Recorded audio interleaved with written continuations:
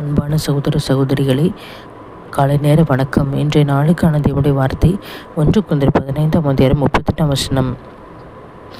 ஆதலால் தேவன் தம்முடைய சித்தத்தின்படியே அதற்கு ஒரு சரீரத்தை கொடுக்கிறார், ஒவ்வொரு விதைக்கும் அதற்கேற்ற சரத்தை கொடுக்கிறார். இந்த வசனத்தை கேட்டு கொடுக்கிற தேவஜங்களே, தேவ பிள்ளைகளை, படிக்கிற பிள்ளைகளே, வாழை பிள்ளைகளை, மறைத்தவர்களின் உயிர்த்தெழுதல் எப்படி இருக்கும் என்பதை விளக்குவதற்காக அப்போஸ்தலர் பவுல் இந்த வசனத்தில் விவசாய உதாரணத்தை பயன்படுத்துகிறார். ஒரு சிறிய விதையை நாம் நிலத்தில் விதைக்கும் போது அது அப்படியே முளைப்பதில்லை, அழிகிறது. ஆனால் இயேசு அந்த விதைக்கு ஏற்றவாறு ஒரு புதிய செடியை அல்லது மரத்தையோ உருவாக்குகிறார். எந்த மாற்றமும் வளர்ச்சியும் இயற்கையின் தற்செயலான செயல் அல்ல. எல்லாவற்றையும் படைக்கும் இயேசு தம்முடைய திட்டத்தின்படியே ஒவ்வொரு விதைக்கும் ஒரு புதிய மற்றும் அழகான வடிவத்தை தருகிறார்.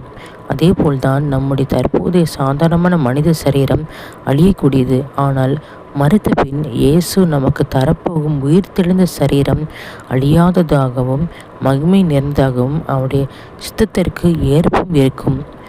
வசனத்தின் முழுமையான பின்னணியும் ஆழமான விளக்கங்களையும் வாசிக்க நாம் இப்போதும் ஆயத்தப்படுவோம். உங்களுக்கு ஜெபிக்கிறேன். கர்த்தாவே, சோத்திரப்பா, நன்றி ராஜா. ஆண்டவரை, மரித்த பின்பு நாங்கள் தகப்பனை நித்தியமாய் 1000 வருஷ அரச அலையில் உண்மையில காணப்படும் தகப்பனை மறுரூபமாகப்பட்ட தகப்பனை சப்பா தேவ சாயலாக உம்மோடு கூட ஆராதிக்க, உம்மோடு கூட துதிக்க ஆண்டவரே சப்பா சோத்திரம். கேருபிகள் சேருபிகள் மத்தியில் ஆண்டவர் நீர் வாசம் பண்ண தகப்பனை கண்கள் காண ஆண்டவரை எவ்வளவு பாக்கியம்ப்பா ராஜா. ஆண்டவரை பரிசுத்தமான இடத்துல தகப்பனை உம்மோடு கூட அரசாலையில் வாழ தகப்பனை எங்களை தகுதிப்படுத்துங்க ராஜா. பரிசுத்தமாக பேச, பரிசுத்தமாக நடந்து கொள்ள, பரிசுத்தமாக பார்க்க, பரிசுத்தமாக சிந்திக்க எங்களை கிருபை தகப்பனை சூத்திரப்பா. நித்திய வாழ்க்கை எங்கள் ஒவ்வொருவரையும் தகுதிப்படுத்துங்க கர்த்தாவே சூத்திரம். மீட்பெரும் இரட்சகமாக இயேசு கிறிஸ்து நாமத்தில் ஜெபிக்கிறேன் என் ஜீவன் நல்ல பிதாவே.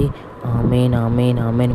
கர்த்தருக்கு சோத்திரம், சோத்திரம், சோத்திரம், சோத்திரம், சோத்திரம், சோத்திரம், சோத்திரம், சோத்திரம், சோத்திரம், சோத்திரம், சோத்திரம்.